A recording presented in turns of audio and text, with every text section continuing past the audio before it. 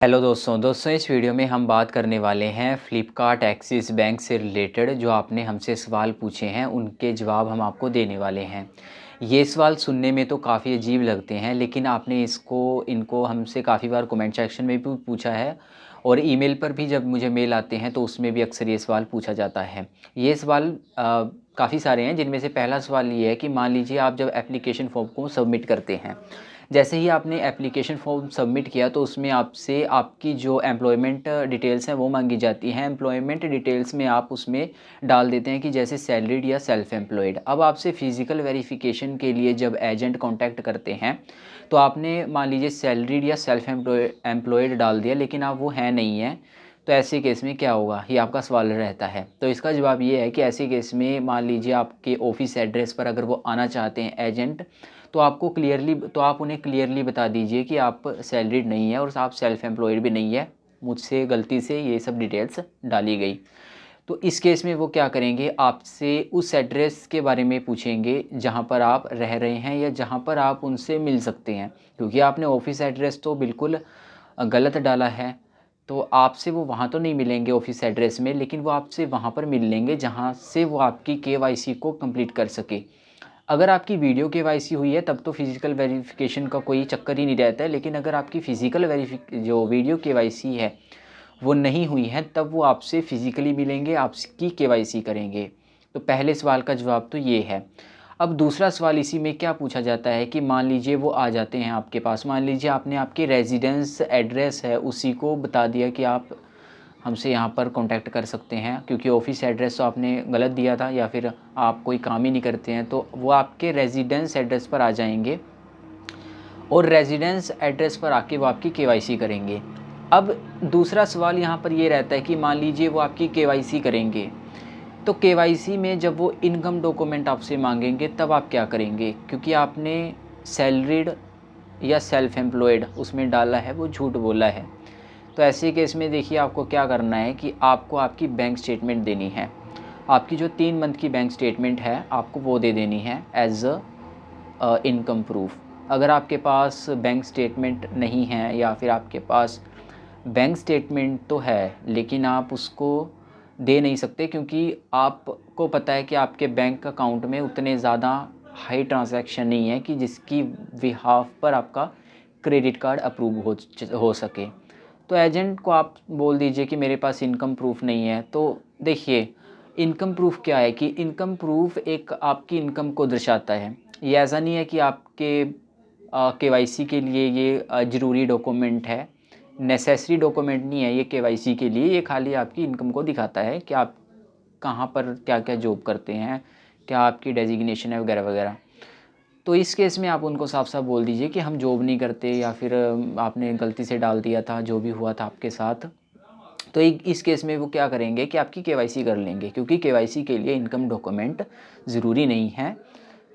Income document आपकी जो income है उसको वेरीफ़ाई करता है, ना कि ये एक केवाईसी यानी नो योर कस्टमर। केवाईसी का मतलब होता है नो योर कस्टमर, मतलब अपने कस्टमर को जानने के लिए इनकम प्रूफ ज़रूरी नहीं है। इनकम प्रूफ सिर्फ़ इसलिए ज़रूरी है कि आपकी सैलरी को वेरीफ़ाई या आपकी इनकम को वेरीफ़ाई किया जा सके। तो केवाईसी वो आपकी ज़रूर से ज़रूर करेंगे। क्यों करेंगे? क्योंकि वो आए हैं और वो बिना केवाईसी के नहीं जाएँगे, बेशक ही आप उनको इनकम डॉक्यूमेंट दें, नहीं दें। तो पहला काम आप ये कर सकते हैं कि आप उनको बैंक स्टेटमेंट दे सकते हैं। अगर वो कहते हैं कि बैंक स्टेटमेंट हम नहीं लेते, तो फिर आपको उनको बोल दीजिए कि मेरे पास इनकम प्रूफ नहीं है। अगर वो आपसे केवाईसी के वक़्त कुछ भी नहीं माँगते हैं, इनकम डॉक्यूमेंट वगैरह कुछ भी नहीं माँगते हैं, तो फिर वो आपसे, फिर ये आपके लिए अच्छी बात है, क्योंकि फिर आपको बस खाली आधार कार्ड और पैन कार्ड देना होगा और आपकी एक फ़ोटो क्लिक की जाएगी और आपका जो एप्लीकेशन है वो सबमिट हो जाएगा। ये जो भी आपने किया, मान लीजिए आपने ऑफ़िस एड्रेस डाला उसमें एक गलत ऑफ़िस एड्रेस, जहाँ क्योंकि आप जॉब ही नहीं करते हैं, या कई केसेस में ये होता है कि जॉब तो करते हैं लेकिन सेल्फ एम्प्लॉयड हैं और डाल दिया कि हम सैलरीड हैं, या फिर सैलरीड हैं लेकिन डाल दिया कि हम सेल्फ एम्प्लॉयड हैं। तो ऐसे केस में क्या होता है, पहले तो आपको डालना नहीं है, आपको बिल्कुल सही इन्फॉर्मेशन देनी है। लेकिन मैं आपको फिर से बोल रहा हूँ कि वो केवाईसी आपकी ज़रूर करेंगे, आप उनको एजेंट जब आपसे कॉन्टैक्ट करेंगे। अगर आपकी वीडियो केवाईसी होती है तब तो बहुत अच्छी बात है, क्योंकि वीडियो केवाईसी में तो ऐसी कोई रिक्वायरमेंट ही नहीं है, वहाँ पर तो खाली आपको जो आपकी वीडियो केवाईसी है उसमें ये डॉक्यूमेंट मांगे जाते हैं, और 90 टू 95% चांसेस में वीडियो केवाईसी में कभी भी इनकम डॉक्यूमेंट रिक्वायर्ड नहीं रहता है। तो ये 2 सवालों के जवाब हैं कि वो आपकी केवाईसी ज़रूर कर लेंगे। बिल्कुल आपको निश्चिंत रहना है। अगर कुछ नहीं भी होता है तो क्या हो जाएगा, ज़्यादा से ज़्यादा आपका कार्ड डिक्लाइन हो जाएगा। बस एक इसमें थोड़ा-सा जो आपने झूठ बोला है उसमें एक थोड़ा-सा ये रहेगा कि आपके जो अप्रूवल के चांस है वो कम हो जाएँगे, क्योंकि आपने आपकी जो ऑफ़िस वेरिफ़िकेशन है, आपने ऑफ़िस एड्रेस है वो गलत दिया है इस वजह से।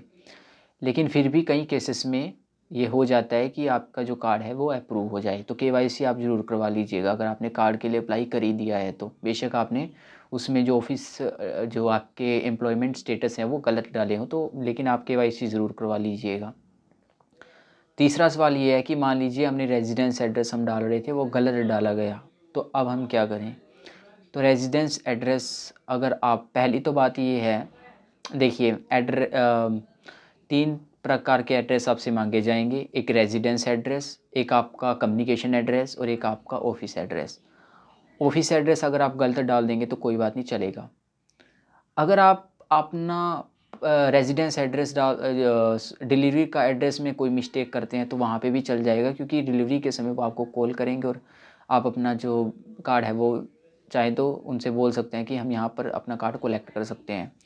लेकिन जो रेज़िडेंस एड्रेस है या परमानेंट एड्रेस है उसको गलत डालने की आपको भूल नहीं करनी है, वो आपको सही ही रखना है। अगर मान लीजिए डाल दिया गलती से, आपसे गलती हो गई मान लीजिए, तो ऐसे केस में आपको क्या करना है कि आपको तुरंत जहाँ आपको पता चला कि आपने रेज़िडेंस एड्रेस गलत डाला है, आपको कस्टमर केयर को, एक्सिस बैंक कस्टमर केयर को कॉल करनी है। क्योंकि ये जो Flipkart axis bank credit card है इसकी सारी जो आपका एप्लीकेशन है उसको वेरीफ़ाई करता है एक्सिस बैंक, तो आपको एक्सिस बैंक को कॉल करना है और वहाँ से आपकी जो रेज़िडेंस एड्रेस है उसको एडिट करवा लेना है, आपको सही करवा लेना है। तो ये आपके 3 सवालों के जवाब हैं।